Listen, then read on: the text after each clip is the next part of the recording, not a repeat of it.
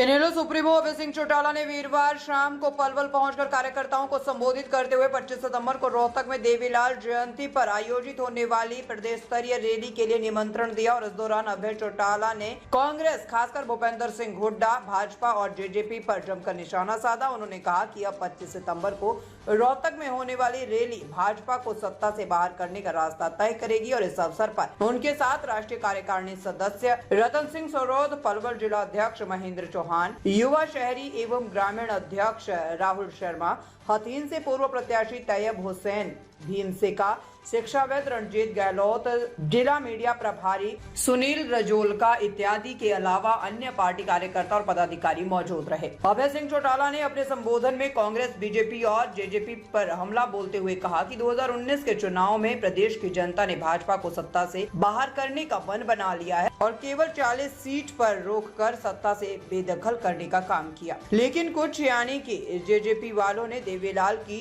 नीतियों को दरकिनार कर भाजपा के साथ मिलकर उनका राज बनवाया और फिर प्रदेश को दोनों हाथों से लूटने का काम किया। अब की बार 2024 में वही काम भूपेंद्र सिंह हुड्डा ने अपने बेटे की राजनीति बचाने के लिए किया और तीसरी बार भाजपा की सरकार बनवा दी और 3 बार से ऐसी सरकार बन रही है कि आज हर वर्ग दुखी है और अब इनेलो ही भाजपा को सत्ता से बाहर करेगी। कार्यकर्ता सम्मेलन के बाद पत्रकारों के सवाल के जवाब में अभय सिंह चौटाला ने अपने चाचा रणजीत चौटाला द्वारा परिवार की एकजुटता को लेकर दिए बयान में कहा कि रैली के लिए उन्हें आमंत्रित करूंगा, देखेंगे वो आएंगे या नहीं, उनका फैसला होगा। अनिल विज द्वारा अपने एक्स अकाउंट से मिनिस्टर हटाए जाने पर अभय सिंह चौटाला ने कहा कि अनिल विज ना तो सत्ता छोड़ना चाहते हैं और ना ही सत्ता में रहकर जिस तरह उन्हें अपमानित होना पड़ता है और जब ज्यादा अपमानित होते हैं तो इस तरह करके वो अपना गुस्सा जाहिर करते हैं, लेकिन सत्ता का लोभ उन्हें इतना ज्यादा हो गया है कि मंत्री पद छोड़कर जाना नहीं चाहते। कई बार उन्होंने ऐसे नाटक किए, कोई ये पहली बार नहीं है। इस दौरान अभय सिंह चौटाला ने भूपेंद्र सिंह हुड्डा के उस बयान पर भी प्रतिक्रिया दी जिसमें हुड्डा ने कहा कि भाजपा कांग्रेस को कभी सामने से नहीं हरा सकती, कभी इनेलो कभी जेजेपी भाजपा की मदद करती है, पर कहा कि इनेलो ने ही हमेशा से चाहे किसी का राज रहा हो सत्ता से बाहर करने का काम किया है। इनेलो ने ही कांग्रेस को सत्ता से बाहर करने का काम किया, इस भाजपा को भी हम सत्ता से बाहर करेंगे और कोई नहीं। तो वहीं जेजेपी के भविष्य को लेकर अभय सिंह चौटाला से पूछे गए सवाल पर उन्होंने जेजेपी को नकारते हुए कहा कि शाम के समय किन लोगों का नाम ले रहे हो। जहाँ बेरोजगारी बढ़ गई, जहाँ भ्रष्टाचार बढ़ गया, वहीं साथ ही कानून व्यवस्था का दिवाला निकल गया। मैं जब पैदल यात्रा कर रहा था पूरे प्रदेश के अंदर, जब जा रहा था आज से 2 वर्ष पहले जब लोगों से मिल रहा था तो लोग मुझे खुल करके कह रहे थे हम तो बीजेपी को सत्ता से बाहर कर रहे थे, हम तो ऐसे लोगों के बहकावे में आ गए, कहीं ना कहीं हमने गलती कर बैठे, हमने भाजपा को 40 सीट पे रोक दिया था, लेकिन 10 ऐसे जीत करके आए जो विपक्ष में बैठने की बजाय, जो विपक्ष में रह करके चौधरी देवीलाल की नीतियों को आगे बढ़ाने की बजाय कहीं ना कहीं सरकार के साथ मिलकर के प्रदेश को दोनों हाथों से 5 वर्ष तक लूटने का काम किया। लोग कह रहे थे अब की बार जब चुनाव होगा इस जेजेपी पार्टी ने चौधरी देवीलाल के नाम पे हमारे से वोट टटोलने का काम किया, हमें बहकाने का काम किया, अगले चुनाव में उनको सबक सिखाने का काम करेंगे। आज साथियों जब दोबारा चुनाव हुआ तो जनता को तो सबक लिखा दिया,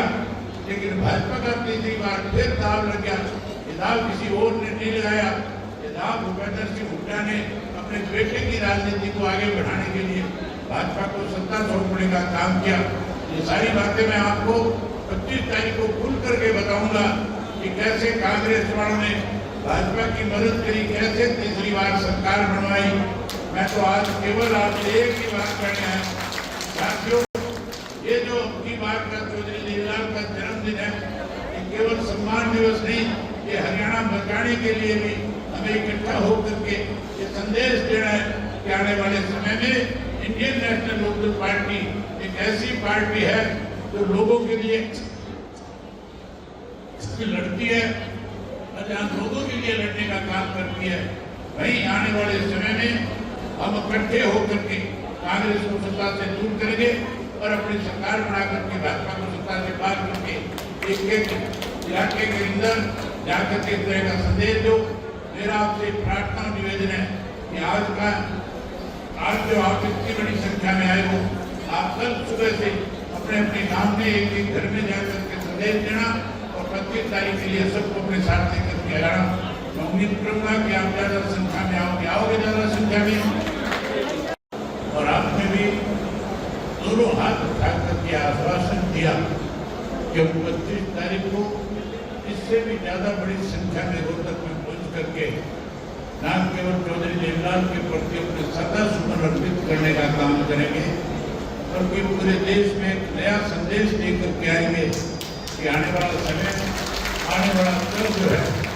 हम कांग्रेस को सत्ता से दूर करेंगे और भारतीय जनता पार्टी जो सत्ता में बैठी है इसको सत्ता से बाहर करके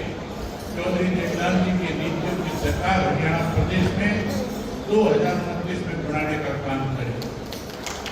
साथियों, मैं भी आज आपको निमंत्रण देने के लिए आया कि आप 25 तारीख को बड़ी संख्या में इस उत्साह हौसले के साथ आज यहाँ इकट्ठा हुए हो। इसी तरह इसी उत्साह के साथ 25 को भी बड़ी संख्या में रोहतक जो अपनी अनाज मंडी है उस अनाज मंडी में पहुंच करके अपनी ताकत का एहसास प्रदेश की इस मौजूदा सरकार को दिलाने का काम करना। वहीं में विशेष रूप से युवा जो साथी है जो आज एक अलग उत्साह उनमें मुझे देखने को मिला। वैसे तो मैं 90 के 90 हरियाणा प्रदेश की विधानसभा में जब लोगों को निमंत्रण देने गया था, जब कार्यकर्ताओं की जिम्मेवारी लगाने गया था, तब तो मैंने देखा था कि विशेष रूप से अब की बार हरियाणा प्रदेश का युवा जो है वो सबसे ज्यादा अपने आप को थका हुआ महसूस कर रहा है। उसकी सोच केवल एक है, अब केवल उनका निशाना एक है कि अगर हमारी कहीं कोई छुपाई हो सकती है, हमें कोई मान और सम्मान मिल सकता है, तो पार्टी केवल इंडियन नेशनल लोकदल पार्टी है। आज भी इसी उत्साह के साथ मैं जब कटपुर में इंटर कर रहा था, आपका जो रिपोर्ट 25 का देवलाल जी, क्या कहना चाहोगे, किस तरह का माहौल है मेलों के लिए? मैंने 90 के 90 विधानसभा क्षेत्रों में जाकर के पार्टी के साथियों की जिम्मेवारी लगाई है और एक अलग उत्साह देखने को मिला। आपकी बात जहाँ कार्यकर्ता अपनी जिम्मेवारी समझ करके मीटिंगों के अंदर इस बात का एहसास करा रहा था कि अब की बार चौधरी साहब के जन्म दिवस में हम बहुत बड़ी संख्या में आए, वहीं आकर के संदेश देंगे कि अब जो